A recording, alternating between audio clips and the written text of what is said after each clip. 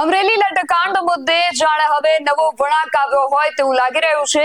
દિલીપ સંઘાણીએ મુખ્યમંત્રીને પત્ર લખી આ મામલે નિવૃત્ત જજની અધ્યક્ષતામાં તપાસ થવી જોઈએ તેવી માંગ કરી છે। ત્યારે હવે આ મામલે અમરેલીના પૂર્વ સાંસદ નારણભાઈ કાછડિયાની પ્રતિક્રિયા સામે આવી છે। શું છે સમગ્ર વિગત જાણીએ અહેવાલમાં। જય હિન્દ, બેસાઈન ટીવી ન્યૂઝ પર આપની સાથે હું છું નિધિ ગઢવી। ભાજપના દિગ્ગજ નેતા દિલીપ સંઘાણીએ પાઠવેલ પત્ર મામલે હવે નવા સમાચાર સામે આવ્યા છે।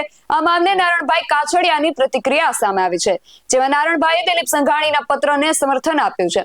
તેમણે કહ્યું કે દિલીપભાઈએ લખેલા પત્રમાં મને ભરોસો છે અને હું તેમાં વિશ્વાસ ધરાવું છું।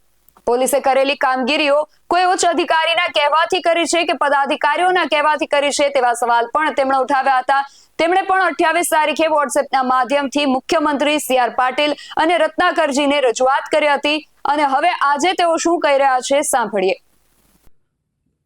દિલીપભાઈ સંઘાણી અમરેલી જિલ્લાના નહીં પણ સમગ્ર ગુજરાતના એક સિનિયર ભારતીય જનતા પાર્ટીના નેતા અને આગેવાન છે અને અમરેલી ભારતીય જનતા પાર્ટીનો પાયો નખાણો ત્યારથી દિલીપભાઈ સંઘાણી ભારતીય જનતા પાર્ટી સાથે જોડાયેલા છે। નાના નાના કાર્યકર્તાને વ્યક્તિગત ઓળખે છે અને એમણે જે આ છેલ્લા 1 મહિનાથી આ લેટરકાંડ વિશે જે અમરેલી જિલ્લામાં નહીં પણ સમગ્ર ગુજરાતમાં જે અમરેલી લેટરકાંડ પ્રતિપક્ષીઓ જે થયેલો છે એના અનુસંધાનમાં આજે દિલીપભાઈ સંઘાણીએ ગુજરાતના આદરણીય મુખ્યમંત્રી ભૂપેન્દ્રભાઈ પટેલને જે પત્ર લખ્યો છે એ ખરેખર વ્યાજબી અને એક લખવા ખાતર જે લખ્યો એવું નથી પણ ખરેખર એટલા માટે લખ્યો છે કે આનો કંઈ નિકાલ આવવો જોઈએ, આનો નિવાડો આવવો જોઈએ।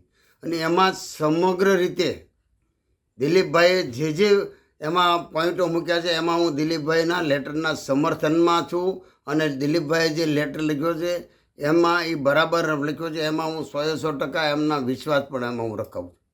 એટલા માટે કે આજે કોઈ પણ સમાજની દીકરી હોય એમને રાત્રે 12 વાગે ધરપકડ થાય, એમનું જાહેરમાં એમનું સરઘસ નીકળે, એમને રિમાન્ડ લેવામાં આવે ખોટી રીતે, તો આ પોલીસે જે કંઈ કામગીરી કરી છે એ કોઈ પોલીસના ઉચ્ચ અધિકારીના કહેવાથી કરી છે યા તો કોઈ પદ અધિકારીના કહેવાથી કરી છે?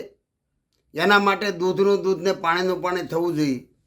આ લેટર 27 તારીખે જ્યારે લખાણો 28મી તારીખે મારા મોબાઈલના વોટ્સઅપમાં આવ્યો ત્યારે મેં એ વખતે આદરણીય રત્નાકરજી, અમારા પ્રદેશના સંગઠન મહામંત્રી અને અમારા આદરણીય પ્રદેશના ભારતીય જનતા પાર્ટીના પ્રમુખ સી.આર. પાટીલ સાહેબ અને ગુજરાતના મુખ્યમંત્રી આદરણીય ભૂપેન્દ્ર પટેલને પણ આ લેટર મેં મારા વોટ્સઅપથી મેં એમને મોકલેલા અને એમાં મેં પણ એ લખેલું કે ભાઈ આનું FSL થવું જોઈએ, ફરિયાદી સાચો છે, લેટર સાચો છે કે સહી સાચી છે ખોટી છે, આ બધાનું દૂધનું દૂધ ને પાણીનું પાણી થવું જોઈએ। આજે દિલીપભાઈ સંઘાણીએ નાર્કો ટેસ્ટ તરીકે માગણી કરી છે તો એમાં ખરેખર જેટલાના નામો છે એ બધાના નાર્કો ટેસ્ટ થવા જોઈએ। એમાં અધિકારી હોય, પદ અધિકારી હોય, ફરિયાદી હોય, બધાના નાર્કો ટેસ્ટ થવા જોઈએ। અને જે તપાસ આજે ચાલી રહી છે એ તપાસ હાઈકોર્ટના નિવૃત્ત જજ અથવા તો સિટિંગ જજની માધ્યમથી થાય તો જ આ કેસમાં ખરેખર વાસ્તવિકતા શું છે એની ખબર પડશે, નગર ત્યાં સુધી આની કોઈ ખબર નહીં પડે। એટલા માટે હું આપના માધ્યમથી કહું છું કે આ દિલીપભાઈ સંઘાણીએ જે લેટર લખ્યો છે હું સંપૂર્ણ એમના સમર્થનમાં છું અને એમને હું સપોર્ટ કરું છું। ધન્યવાદ। આ મામલે ફરિયાદી સાચો છે કે લેટર સાચો છે કે સહી સાચી છે કે ખોટી છે તેનું દૂધનું દૂધ અને પાણીને પાણી થવું જોઈએ તેવું તેમણે નિવેદન આપ્યું છે। અને નારણ કાછડિયાની આ પ્રતિક્રિયાથી અમરેલીના રાજકારણમાં હવે ભૂકંપ સર્જાયો છે। આ મામલે આગળ શું થાય છે, દિલીપ સંઘાણીની માંગણી મુજબ તપાસ કરવામાં આવે છે કે કેમ તે તો હવે જોવું રહ્યું, પરંતુ આ વિશે તમારું શું માનવું છે અમને કમેન્ટ કરીને ચોક્કસથી જણાવજો। આવા જ વધુ અહેવાલો સાથે મળતા રહીશું। તમે મારી YouTube ચેનલને સબસ્ક્રાઇબ કરવાનું અને અમને Facebook અને Instagram પર ફોલો કરવાનું ભૂલશો નહીં। બાકી અમને અપડેટ્સ માટે આપ જોતા રહો બેસાઈન ટીવી ન્યૂઝ। નમસ્કાર।